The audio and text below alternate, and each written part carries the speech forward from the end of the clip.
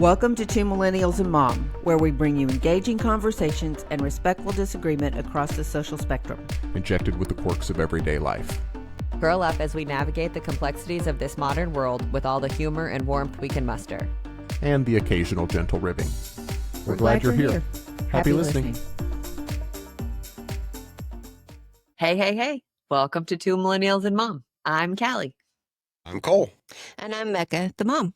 How are you guys today? I'm pretty good. Ready to get this one knocked out. Me too. I'm well, although I'm a little bit nervous that you guys are going to have thunder in the background. It is about to start really storming here. Oh, be careful. It'll be all right. We can take care of it in post. Okay. So what are we doing today? Today, we are tackling questions that keep several people up at night. We are leaning into mysteries about math, money, music, and more. Why does multiplying by zero erase everything? Is cryptocurrency just Cole's Cash for dudes? How the heck do you trap sound on a piece of plastic? And seriously, I cannot wrap my head around how boats float with all of the stuff sitting on them. So we did an episode previously called Callie's Got Questions, and I quizzed you guys on a bunch of weird random things that had nothing to do with anything. Today, Cole is stepping up to answer some of life's greatest and some of our dumbest questions, with plenty of interruptions and arguments and maybe a few moments of existential crisis. We've also got a weird thought that'll make you rethink your entire summer, and a good news story about some folks with the seemingly inherent drive to help other people. So get ready to have your mind blown, possibly broken. We can do that if anybody can. Sure. All right. I think that was a compliment. Okay, What's- Cole. What's your first question for me, Gig? I don't get it. I feel like I'm pretty good at math. I feel like I'm really good at math, but I cannot comprehend when you multiply whatever number by zero, how the heck is it still zero? Can I tell you that I remember this in elementary school and being so frustrated by it, and then just finally coming to a point to just say, it's just that way. If I multiply my apple by zero, who the heck took my apple? When you multiply something by zero, you never had an apple. That's the concept. Oh, there went the mind blown. So hear me out. If you have an apple 0 times, how many times did you have an apple? Last Never. week, twice. 0. I'm just 0. So If you have 25 no apples, you still don't have any apples. Okay. instances You're of just 20. gonna, okay, on that, that's the dumbest thing I think I've heard. If you didn't have 25 apples, you never had any apples. Well, why are we talking about apples then? It's just a way to put it into language. What? So when you're talking about multiplication, you're talking about multiple instances of a value. So regardless of what that value is, if you had 25 apples one time, you had 25 apples.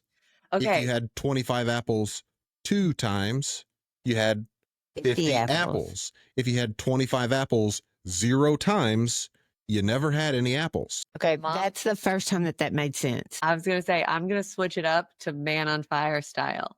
If I have one finger and I multiply it by 2, I have 2 fingers. If I have no fingers and I multiply it by 5, I still have no fingers. Yeah, exactly. Okay, I can follow you there. It like, this feels like it's so dumb to be mind blowing. Yes, but it is blowing my mind. Hey, at least we're not even going to touch dividing by 0. Oh Lord. Well, now I feel like you have to. At least No. give No. me. Not today. You think we're just going to be broken No. on question 1? Maybe we can do that on Cole's Got Answers too. Or Don't start talking in other languages. I cannot handle it. I Math want to isn't- hear it, Mrs. I laughed at your image in Spanish. No habla. Fair enough. What else you got for me? What's up next? Okay, I need the kindergarten version of what the heck cryptocurrency is. Because to me, this feels along the lines of kind of multiplying by 0. If you don't have anything, saying that you have stuff doesn't make you have anything. What is this? Cole's Cash for dudes? Maybe I just need a bit of an explanation, because I can give you a pretty decent rundown on what cryptocurrency is, but what is Cole's Cash? The store, Kohl's, Right, like KO. if for every, I don't know, $100 you buy, Yeah. you get $10 of Kohl's Cash to go back to the store and spend. That's just rewards points. Yes. Yes. That's not what crypto is. Not even. What is crypto? Because again, it So- sounds a lot like multiplying by zero. I have all this money Yeah. in my internet wallet. Like this Yeah. is not. Which is $1 worth. 100 pennies. I feel like this is a trick question. What It's country are we definitely a- in? Well, but that's the exact right answer. Which dollar are you talking about? Are you talking about a British pound? Are you talking about a euro? Are you talking about a US dollar, a Canadian dollar, a peso? Who gets to decide what that's worth? Well, after episode 16, I guess the Fed does. Well, they certainly play a role, but if you go to a store and you say, I have this dollar, I want to buy the whole store with it, they're going to laugh They're you out gonna of laugh. store. Yeah. But if you come in and you have a truckload full of 20s and you say, I want to buy a gumball, they're going to say, well, you know, this gumball isn't worth a truckload of 20s, right? So But I would like to have a truckload of 20s. it would be pretty slick. Don't get me wrong. Is that an F-150 truckload of penny? It doesn't Cool matter. truck. Any truckload of 20s, we would be happy with. I was just going to be happy It with the could be a gumball. Tonka truck full of 20s, and I would be happy. A what truck? A Tonka truck. No. If we're going with it, let's You make know how many it. 20s you can fit in a Tonka truck? It could be a Hot Wheels with 120 in it, and I would be happy. I'd be pretty pumped to find a $20 bill for sure. So, anyways, the whole concept is just like other world currencies, these cryptocurrencies are derived based on what people value them at, what people are willing to pay for them, just like a stock or anything else like that. Anything that you buy, if you don't think it is worth a certain amount, you're not going to buy it for that amount. However, if enough people are buying it for a specific amount, then it is considered to be worth that amount because someone else is willing to pay that much money for it. Okay. So could I say I have a red checker and I could say this red checker is worth $1. And if somebody else agrees with me that it's worth $1, does that make it worth $1? In that transaction, it counts essentially the same way currency does. Okay. So when you go to the store and you buy milk, you're just trading your dollars for milk. So you are agreeing that the value of a gallon of milk is $5, whatever it is. These days, maybe.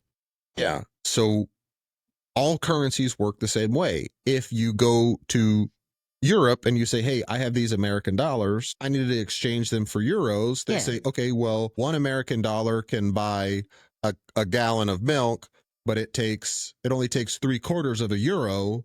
So we're going to give you. And I totally understand that part. And I understand that somebody establishes the value really of a euro and somebody, Well, the here's Federal thing. Reserve, establishes the value of $1. But that's not the case. We all establish the value of $1 based on what we spend it on and how much of it we spend when we purchase things. Technically, if we all stopped spending dollars, they would be worthless. But technically, there is a organization that establishes. Okay. Now, they have policies that are intended to try and control the Yes. agreed upon value, but they don't My set Lord. and say a gallon of milk is worth $5. This is true. This is true. But what I'm trying to establish is I don't think there's anybody that establishes, there's not a universal committee on. that establishes what any I think so. cryptocurrency is. I feel like you taught me something here a while back. At one point, the US dollar was backed by gold. So Sure. for every single dollar, there was gold sitting somewhere. I don't know. Was that at the Federal Reserve? Fort Knox. Okay. So for every single dollar that we had and printed, it was backed by this gold sitting in Fort Knox, wherever it was. So to me, that piece of paper was like a coupon, which is why I bring up Yes. Cole's Cash. So this coupon is worth that dollar back there in the cellar, in the basement, if I need to go cash in on it, but I'm going to give it to this guy and he's going to still be backed by that same gold in the basement. But that's not the case anymore. exactly what happens when you run out of gold. Can't have any more dollars.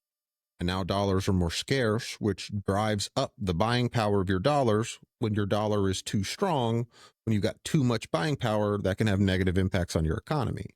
So now, instead of being backed by gold, it is backed by the full faith and credit of the United States government. Yeah. So that is where monetary policy comes in. Okay. So who does that for crypto? We do. There's not a governing. That's kind of one of the problems with crypto, is that it is not a regulated currency. Yes. So that means that I could say I have $1,000 and nobody can say, no, you don't. That is true, but that doesn't mean that they have to give you $1,000 for it. So just like when you're trading a stock, I could go and buy 10 shares of Apple and say, I think every share of Apple is worth $10,000 and I will only sell it for $10,000. I can do that and my order will work, but that doesn't mean that somebody has to buy it for $10,000. I understand that totally. But this is like the emperor has no clothes to me. I mean, but a dollar bill is the same way. No, it is. But it is. It doesn't.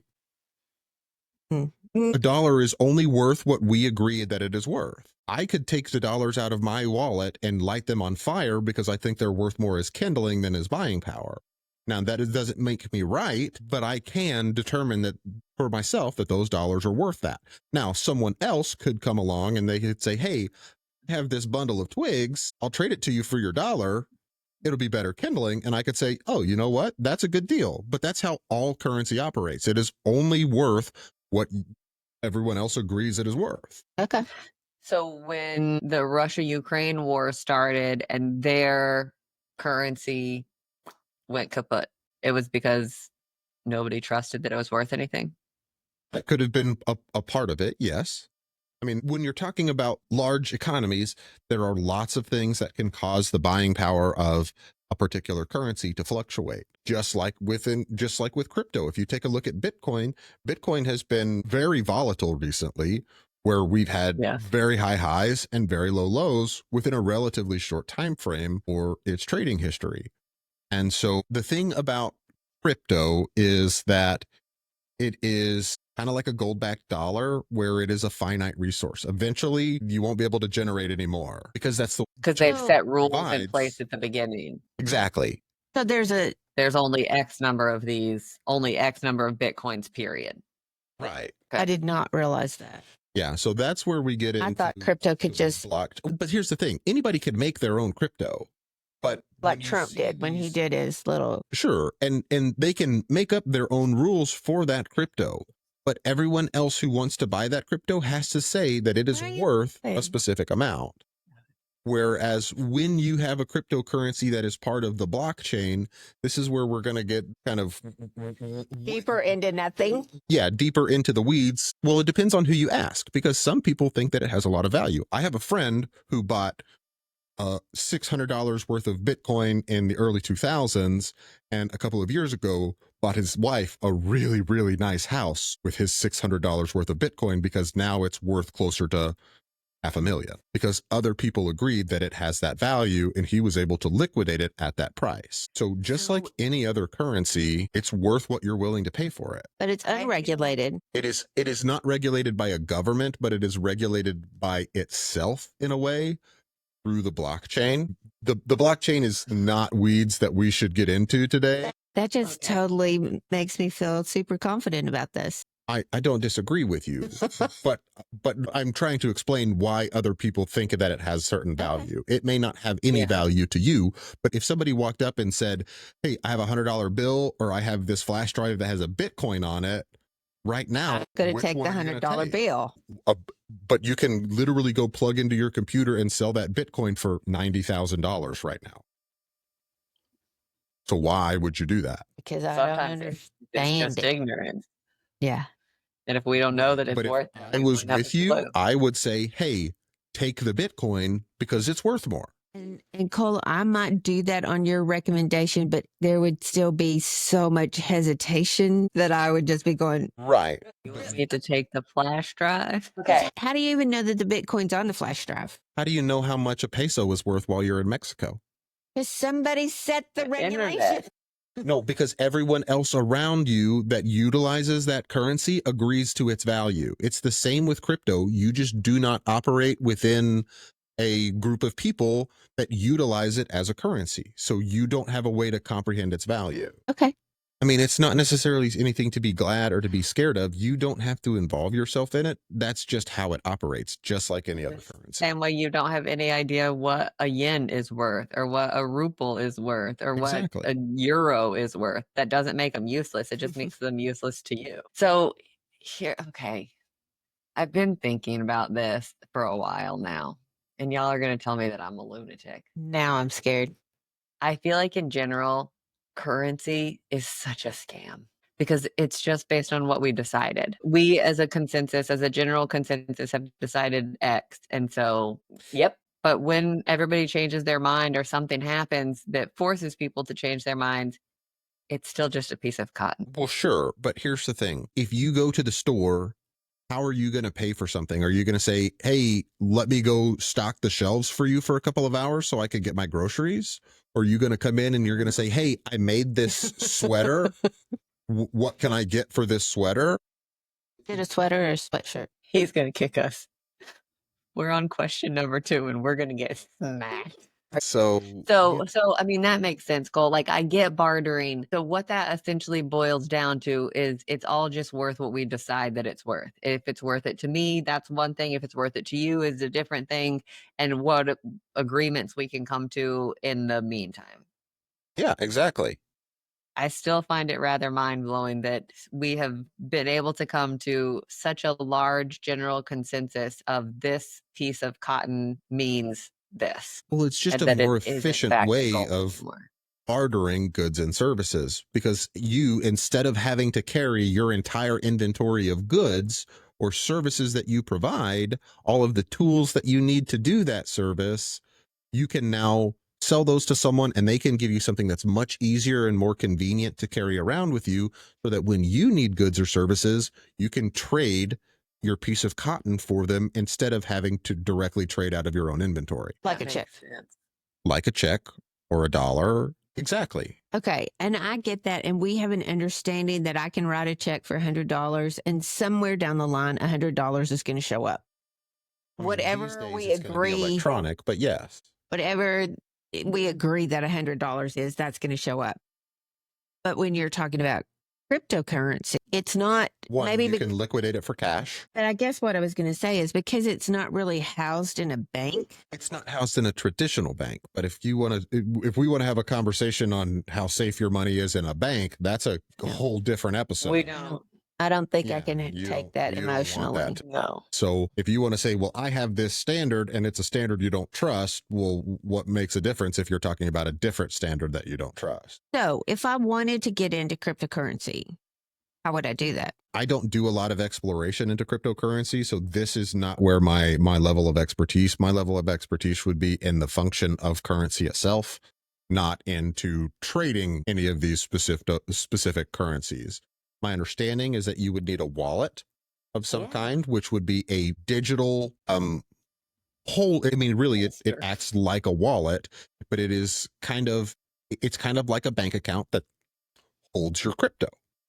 And so you go and you buy 1 Bitcoin from Joe Schmo on the internet, and he, just like on a stock exchange, would have to say, okay, you give me the $90,000, I give you the Bitcoin, and we're going to exchange those at the same time.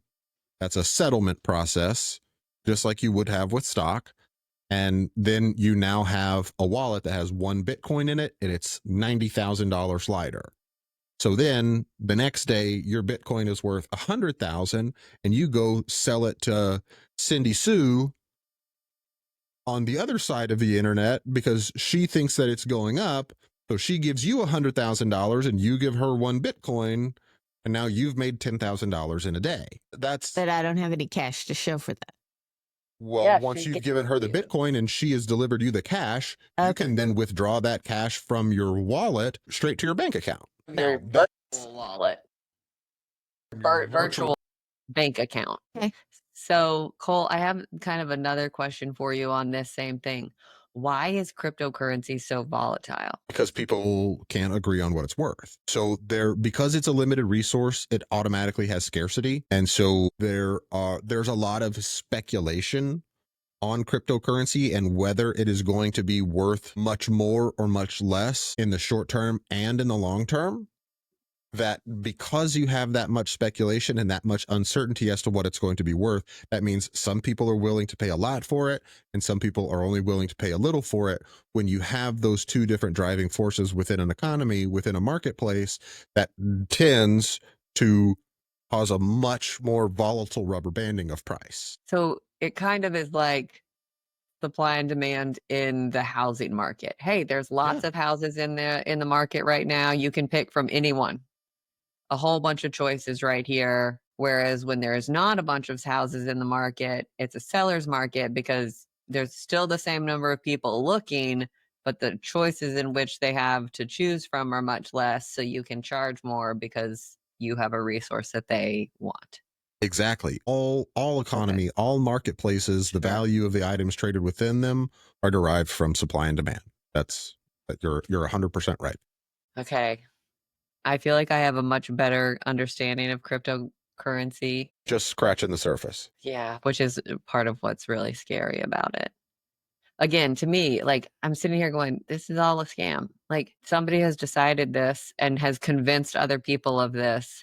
That doesn't make it real. But well, I mean, so is the dollar, though. We have just decided that we're going to put up with the scam and participate. Right. That's all currency. So as you're sitting there talking to me, I'm thinking, well, this is just a stock. This is just like a stock. I can have a stock in my company and I can say that stock is worth $1,000. And if you buy that stock from me, I'm going to tell $1,000. It was worth $1,000. And this crypto is the same thing. And I started to say, oh, well, I'm justified because the stock market controls those. But the stock market doesn't control my stock in my little company. It doesn't. And so the stock market doesn't control anything. The people who participate in the stock market control it. That's an efficient market theory. Yes. I'm with you. I understand your technicality. I get that, but it's really the same thing. I just don't know. And because I don't know and because it scares me, I don't know where the crypto bank or the crypto stock market is or how to know if it's legit or not legit. And maybe it's always legit if you're willing to spend the money for it. It depends on, because like I said earlier, there are a bajillion meme coins that people have come up with out there that are virtually worthless because there's a very small group of people willing to trade them. So you've got extremely low liquidity. Liquidity is king. So if there's a small supply, even if there's a small supply, if there's not a great demand for it, there's no value there. Yeah. If you can't trade it to someone else for something, it's not really worth anything. Yeah. But the tricky part is that at one point, Bitcoin and Ethereum and Solana and all of these other cryptocurrencies were kind of like that, where people didn't know, but as they became more widely accepted and more widely used, but the same thing would have happened with the dollar. People wouldn't have wanted to use it at first because they didn't think it was really worth anything. But then they understood the convenience that it allowed. So now if you've got cryptocurrency and you can trade 1/10,000th of a Bitcoin because you can break it down and fractionalize it like that, it now gives you the ability, you don't have to carry cash. You don't have to carry a credit card. Yeah. You can just send 1/1,000,000th of a Bitcoin to the grocery store to pay for your food. It's just a different way of tracking currency that originally was intended to be more transparent. I didn't know that. Yeah, that's kind of the whole point of the blockchain. Is the blockchain itself is a transaction ledger of all of the transactions that are occurring here, the hands that are changing, where it's currently being stored, where it's been stored previously, what it's been paid for. So that was kind of the idea behind it, was to have this almost like open source, transparent ledger that is tracking these currencies, which was kind of the idea behind it and why it started to become popularized originally. And then it really turned the concept of cryptocurrency turned more into a meme, which is where we now have all these meme coins that are coming out because everybody thinks that it's just a big pump and dump scheme. And a lot of them are. Yeah. But just because one thing is a pump and dump scheme doesn't mean that every other thing is a pump and dump scheme. There are several places that you can go and buy a car with Bitcoin, or like Cole said, pay for your groceries that use it just like cash. They accept it the same way that. You think I could walk into HEB and say, I'm going to pay this with my Bitcoin wallet? I don't know that HEB does it, but I know that there are several retailers that do. I want to say like Nordstrom's is one. Like places that you would know, not just random weird ass places. Okay. Okay, head exploding. On to the next one. I gotta know. This is the Cole. one that's really going to make your head explode. How do you fold a fitted sheet? Oh, I can do this. Wad it up and throw it in the closet, call it a day. Couple of things. One, you have to take corners and you put the corners together so that they are both, that the outside one is right side out. And then you fold the other side of the corner, not the actual edge. The seam of the corner. So you put your hand in where the pocket is, you bring the other pocket over it, and then you bring the two on the other side over onto that. So you have all four corners on your hand. Then you take the sheet and you straighten it out. You're going to fold that part over, probably about 10 or 12 inches that you're going to fold it over. If you want to, then you lay it down on a flat surface so that you can square it up. And then you bring it all over and you fold it up. And then you stuff it into the pillowcase. Wad it up, throw it in the closet. Same thing. And I mean, you ended up at the same spot. I read the other day that they always put the tag on the bottom left corner so that you know. Yes, if you're looking at the headboard, so that you know which corner to put on. Because you know how many times you put them on and you think, oh, this is the wrong, this is the side, this is not the, or this is the headboard, not the end. Yeah, definitely for me, because I have a California King, so it's almost square, but it's just a little bit wider than it is long. Yes. And so that's actually really helpful. Mom's got answers. Mom's got answers. Who knew? Okay. What is the difference between effect and affect? Okay, this one is really pretty straightforward, and it's just a difference in what type of word they are. Affect is the verb that is applying change. Effect is the noun describing that change. So I affect something by doing something to it. The change that is made is the effect. Can you give me an example? Clear as mud. So if I push Mom's microphone closer to her face, I affected the microphone. The effect is that the microphone is closer to her face. Affect is the action. Yes. I affect the result. I affect the microphone by pushing it. The effect is that it has moved. Okay. Affect is the action. Effect is the result. Yep. Nailed it. Look at me. I'm awesome. Champion. Okay. What about whomever versus whoever? No, I don't know. No clue. It's the M. Well, I mean, It is. I got that part. No. No. If you can say instead of he, then it's whomever. Y'all look at me like I'm from outer space there. I don't get it. I still need an example. Threw the ball to him. I threw the ball to whomever. Yes. He caught the ball. Whoever caught the ball. Yes. Oh, okay. Got it. Oh, yeah. See, y'all said you didn't understand, and then you just I had to go through define and it. try and conjugate it. Right. I mean, there Okay, are some instances where you could use him that who wouldn't work. Which is why you use whom. Is that Not what I meant. Like That's what you said. I gave him the keys. I wouldn't to me, you have to completely change the idea of that sentence. To whom did I give the keys? So you're saying I did this thing. Now you're questioning the thing you did, which to me are different ideas. I get what you're saying. I understand it now. Yeah, But- it's the M. Yeah. Yeah, it's the M. Okay. Before we get too far off of cryptocurrency, I hate to ask, what's an NFT? I know that it means a non-fungible token. Yeah. So Non-what? Fungible? non-fungible. What is fungible? Great question. Let's find out here real quick. Fungible. That's kind of a fun word to say. Fungible. You think we can make that into a curse word? It essentially means unique. It is of a product or a commodity that is replaceable by another identical item. So fungible means that like dollars would be fungible because $1 is the same as another dollar. Non-fungible dollar would be like a special dollar that is different. So it is a unique item. Okay. Now, A bicentennial coin. Yeah. well, even that, Right. there are other bicentennial coins. While they are more rare than a regular coin, they would still be fungible token. Whereas a non-fungible token, this is where you get into like the, I don't know, like it's like stoned ape or something, the weird monkey, Oh yeah, who took the picture? something. Yeah.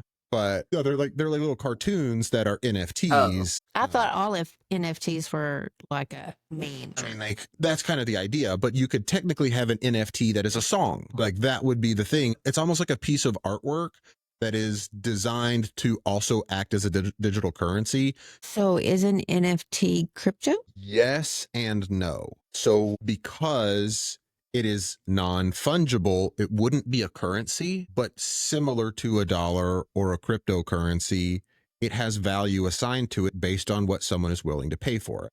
So while you Like the could Mona trade Lisa? it, exactly. Whereas you can't have more than one original Mona Lisas because there's always just one original. You could have the Mona Lisa and it has value, and that value is derived from what you're willing to accept for it if someone wanted to buy it from you. So is all original art an NFT? Not exactly, because my understanding, in order for it to be an NFT, it has to be digital. However, all NFTs are supposed to be original art. Oh, I didn't know that. And Look at us It- learning stuff. it gets a little bit more nuanced than that, but that's kind of the general idea behind it. Just need the general line. Yeah, to me, I feel like NFTs are a lot more scammy than cryptocurrency. What? Yeah. Because if I take a Band-Aid and I say, I made this Band-Aid because I wrote my name on it and it's worth $10,000 and somebody buys it, who is going to do that? Isn't that the same thing as a Cheeto that looks like Jesus? Yeah. Which to me, I think is silly. A personal opinion. But I mean, also But at the again, same time, supply and if demand. someone was like, hey, here's the original Mona Lisa, I'm just going to give it to you, I'd be like, what? Okay, cool. Now I'm never have to work again for the rest of my life. Unless you sold it. What am I going to do with the Mona Lisa? Sell it. No sentimental value, remember? I do remember. I mean, there would be maybe some pieces of artwork that I would want to keep, but if I had the original Mona Lisa, what else am I going to do with it? Hang it on my wall and keep going to work? No. I'll sell it, buy an imitation, a replica for $20, hang that and never have to go to work again. If you sold the Mona Lisa, you could probably buy a pretty decent replica. I could buy hundreds of badass replicas and still have money left over. Enough to never have to go to work again. Yeah. Next. Okay. Mom, here's the one you were excited about. You do it. Hit it. Which one? Oh, the plastic? All right. Is this, I mean, Cole kind of started this explanation with us. How records and Education of us. yeah, how records and CDs are made, and how is it possible to put sound on a piece of plastic that sounds like my voice or an orchestra? Okay, Or this my one is voice pretty or cool. Cole's voice. Yeah. And this one is more up my alley because it's more mechanical. Okay. Let's see if I can explain kind of the original concept. So when we're talking about the application of a record, what happens is there is a medium, a needle that rides a track, and within that track, there are bumps. There are changes in elevation. So it is moving that needle up and down and left and right. So Let me establish this. Every record is just one circular track all the way until the center. yeah, It's one track. we'll get to that point, but we're Sorry. going to set up the basics first. But yes, Okay. you're correct. Every record is starting from the outside, moving to the inside is one really, really long groove. If you stretch that groove out, it would be about a third of a mile. Okay. A little over 500 yards. Okay. So within that groove, there's texture. There are changes that are occurring within that groove, kind of like a canyon. So as that needle is dragged through that groove, it changes, it is moved around. That change on the needle then correlates because it's on a long lever arm, and it changes the position of something on the other end of that arm, right? Well, based on where the other end of that arm is, how that needle gets moved, it then creates a mechanical or an electrical signal that gets sent to another device that translates that signal and says, okay, let's say there are 10,000 different positions that it could be in, and to each one of those 10 positions, a sound is assigned. So a sound is assigned. So imagine you've got a big grid and it is 1,000 by 1,000, and in each of the boxes on that grid is a different sound. So based on the location of the needle on that grid, a tone is saying, this is the sound that I need to make. And then it sends that signal to your speaker, and that speaker then amplifies and tries to create that exact same sound. But it's a little bit more complicated than that because it's making multiple sounds at the same time. Well, what essentially is happening is that from a mechanical standpoint, and then you add on top of that more mechanical complexity and electrical complexity, which is essentially taking the physical positioning of the needle, the movements that are being impacted on the needle, and translating that into a signal, which is then translated into sound. Are you with me so far?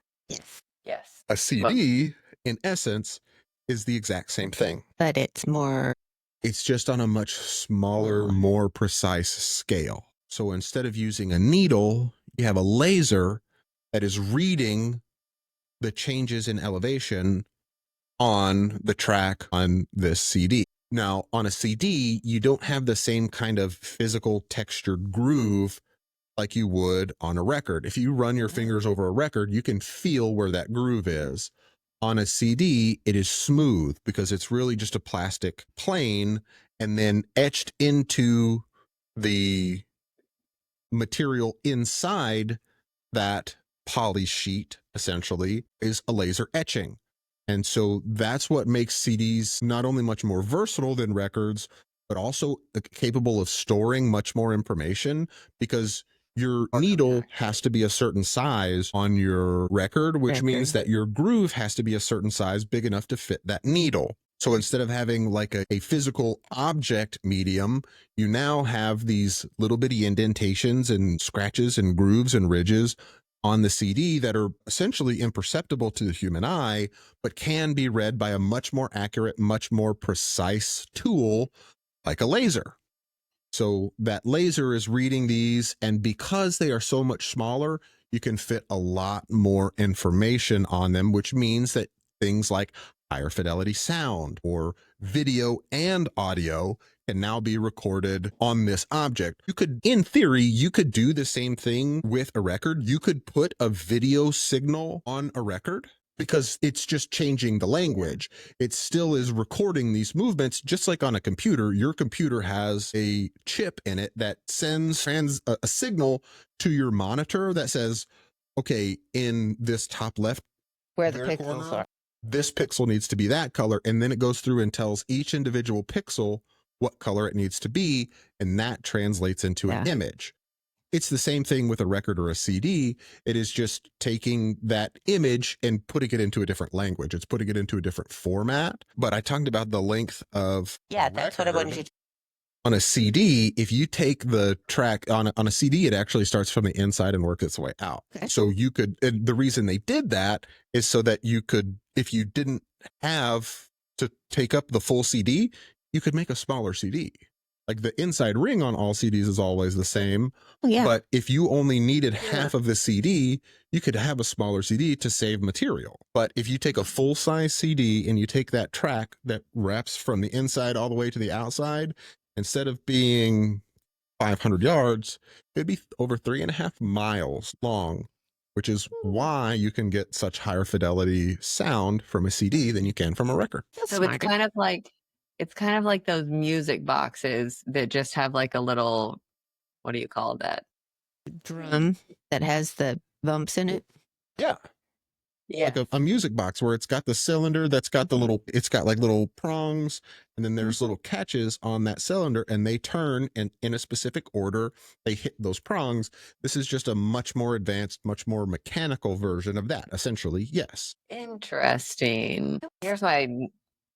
It was better than I thought it was going to be. I mean, I understood more of that. Yeah. Here's my next question about it, though. Who took the time to figure that out? Some genius. I have no idea. Yeah. I mean, but no. I'm thankful. Listen to this, because when you were talking about it and you were talking about the track that it was, all of a sudden I thought about a canyon, and if you've got, say you've got the Grand Canyon and you've got the wind moving through it, and as the wind is hitting all of those different things, it's the same. It's just the bumps and the There's record more defined. functionality to it. They're just defined where they're open in the Grand Canyon, but all of a sudden I had that visual to go with it. I thought, I can see this. And the So same good. canyon may have different wind impacts and effects on this side or that side, or around this curve or around that, or next to this spot, or that If makes you sense. took the Grand Canyon and put it into like 1 foot slices, basically, and then you played wind through each of those slices, they would all be different. Yeah. But every once in a while, you would get one that was really similar because it's just a 1 foot chunk. Yeah. And there's only so much variation that could be there. Mhm. And so you could essentially take those 1 foot chunks, turn them into a pattern to make a song out of. That's I don't all know. record is. I don't know how you get to from the wall of the canyon that you're standing there and you're hearing the wind coming down, which you naturally could. I don't know how you get to that from. We could squish this piece of plastic and put a groove in it and stick a little needle on it, and it's going to make Lady Beethoven's Gaga Fifth. or Taylor Swift or yeah. anybody who's ever been Or recorded some on guy a yodeling. CD or a. Yeah. Anyways, ladies, we've got to move it along here. So I want to explain this one to you, Gal. You asked me about boats floating. Yes. I'm going to try and be as bird's eye, 10,000 foot view, because this can get really, really, really complex.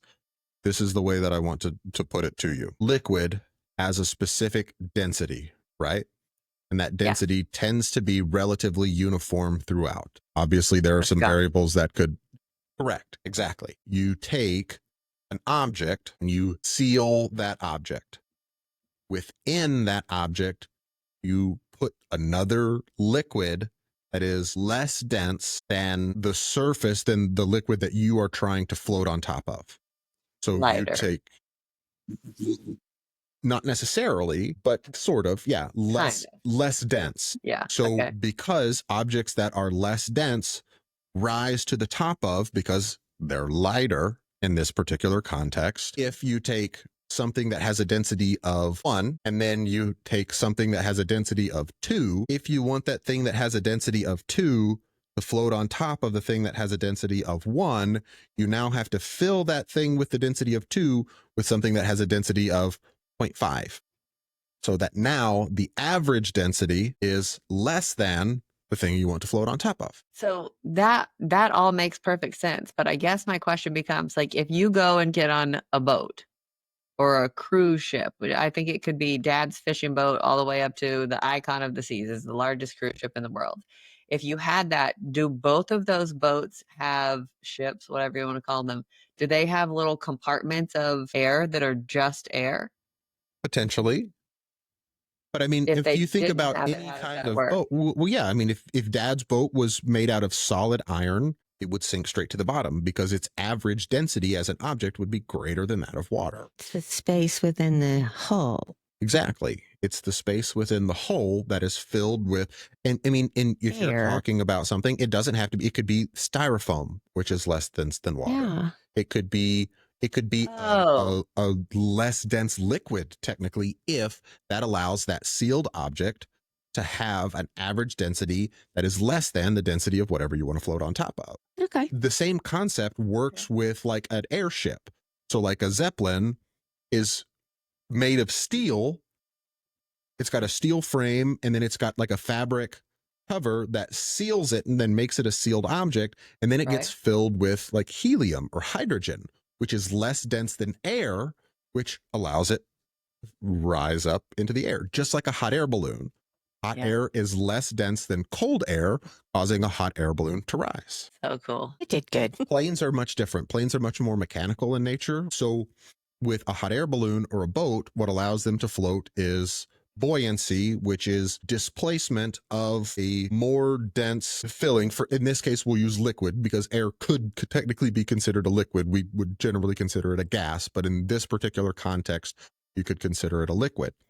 So displacement of a less dense object within a more dense liquid causes it to float to the top, which is not necessarily a mechanical interaction, but just the laws of physics, which lift is also going to be part of the laws of physics. So, but it's in my own personal envisioning, it's a little bit more mechanical. The way an airplane stays in the air is the shape of its wings, called an airfoil. You have a flat bottom, then you have a rounded top. And so as air as an object, as a liquid, meets this airfoil, well, the air particles that are on the top half and the air particles that are on the back half, they want to meet on the other end.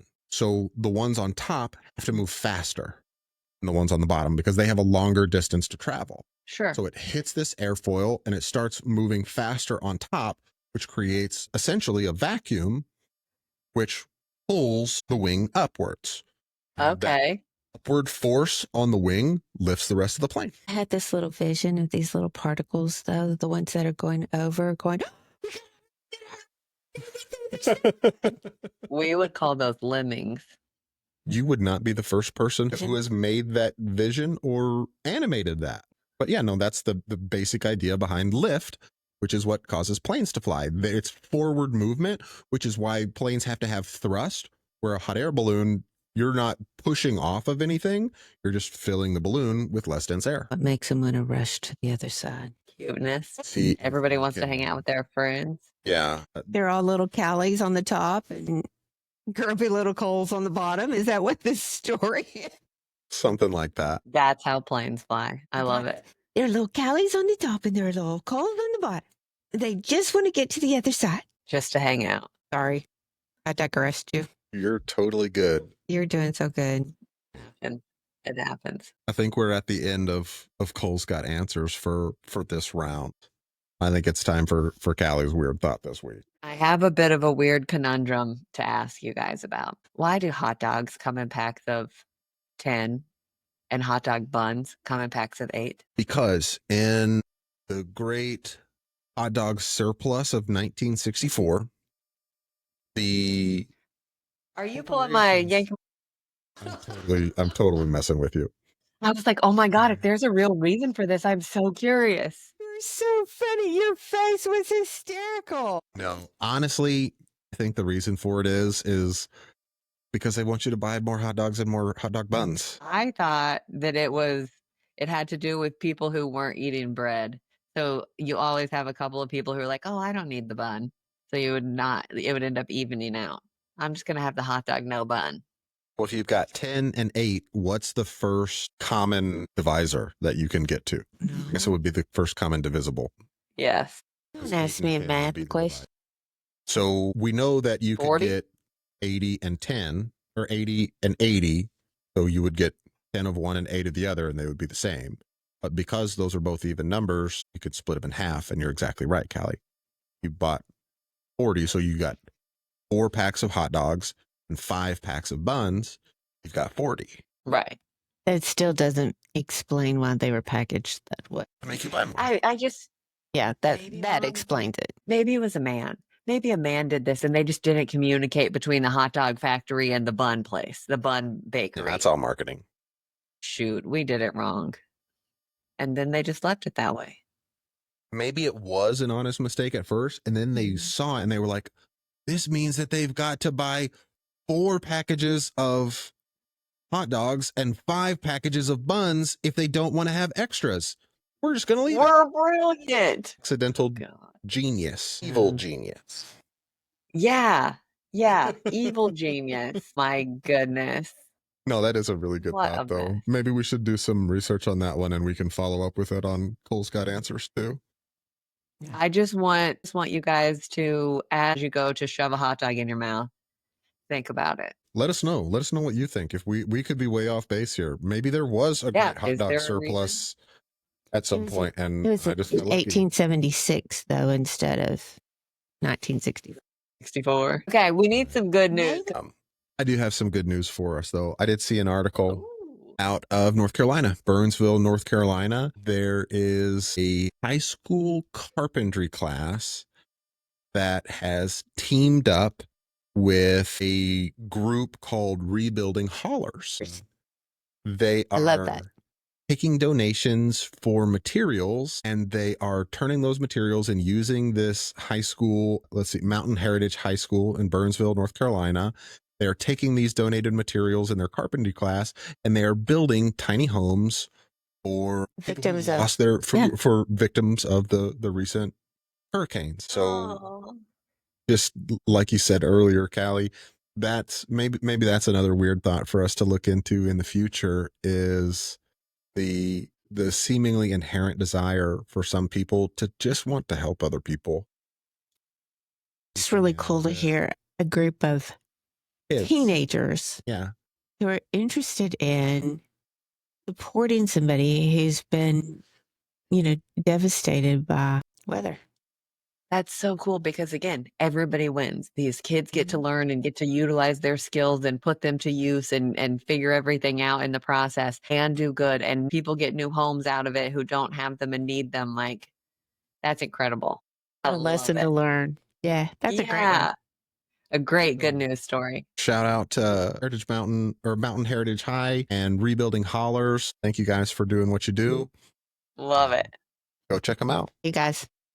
Bye, guys. I Love have to y'all. go Love y'all. wash my brain. Love you guys.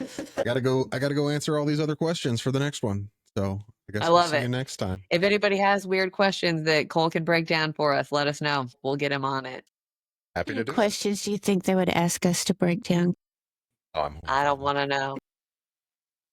Love you. I still love you. Love you too.